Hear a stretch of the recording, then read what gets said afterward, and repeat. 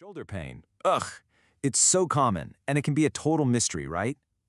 Well, what if I told you that a lot of the time, the culprit is one specific tiny muscle that's just been working way too hard? Today, we are going to pull back the curtain on the number one cause of that nagging shoulder ache. So here's our roadmap. First, we're going to get properly introduced to the muscle at the center of all this. Then, we'll dig into how and why it gets injured. After that, we'll play detective and uncover how a diagnosis is made. And finally, we'll map out the road to recovery. All right, first up, let's meet our main character, the supraspinatus. Now, you've probably never heard its name, but believe me, your body knows it well. This little muscle does some seriously heavy lifting.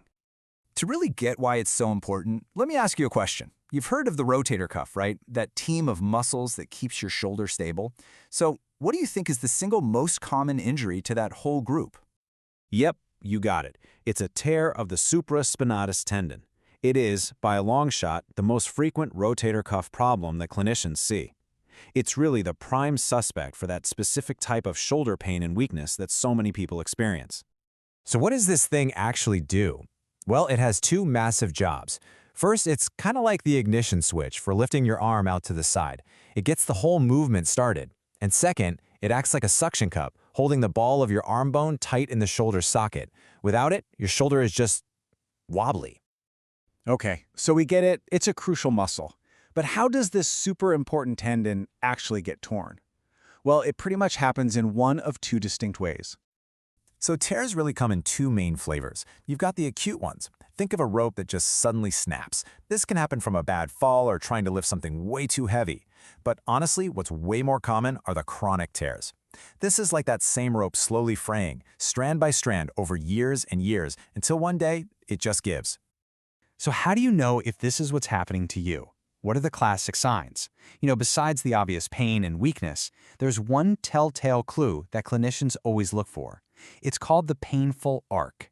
If it hurts to lift your arm out to the side, but specifically in the middle of that motion, not at the bottom, not at the very top, but right in that 60 to 120 degree zone, that is a massive red flag for a supraspinatus tear.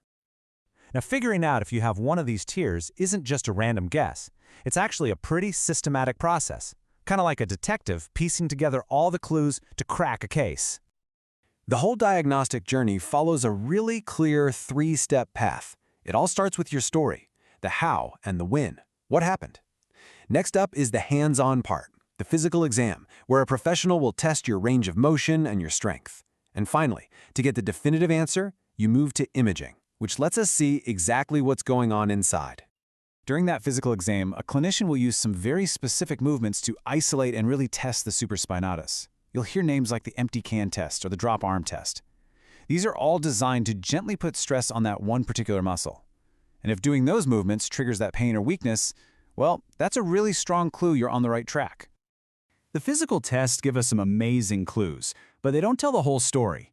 And that's where imaging like an ultrasound or an MRI comes in. Think of it as the forensic evidence in our detective case. It doesn't just confirm, yes, there's a tear. It shows us the exact size, the location, and how severe it is, all of which is absolutely critical for figuring out the best plan of attack. And that brings us to the most important part, getting better. Once you have a clear diagnosis, what happens next? Generally speaking, there are two main roads you can go down. So the first thing you need to know is this. For the vast majority of people, the recovery journey starts with what we call conservative treatment, basically physical therapy. Surgery is usually not step one. It's really held in reserve for very specific situations, like a massive, sudden tear in a young athlete, or if months and months of dedicated PT just isn't getting the job done. And that physical therapy journey? It's a very logical, step-by-step process. It is not an overnight fix. You start by just calming everything down, controlling the pain and inflammation. Then you gently work on getting your range of motion back. Only after that do you start to rebuild strength. And the final phase is all about getting you back to doing what you love. Each step builds on the last one. So when does that conversation about surgery actually start to happen? Well, the number one reason is pretty straightforward. If you've given conservative treatment an honest try for 3 to 6 months and you're just not seeing the improvement you need. Of course, other things matter too, like how bad the tear is, your age, how active you are, and what your personal goals are. And now for what might be the single most important number in this entire discussion. The clinical evidence shows that for many, many patients, the success rate for non-surgical treatment is around 80%. Just let that sink in for a second. An 80% chance of success without going under the knife. That one statistic is precisely why it is almost always the first recommendation.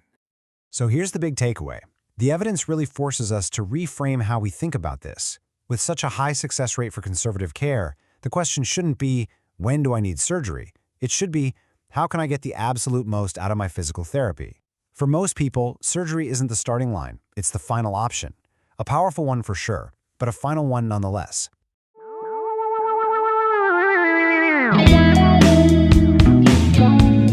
Wow.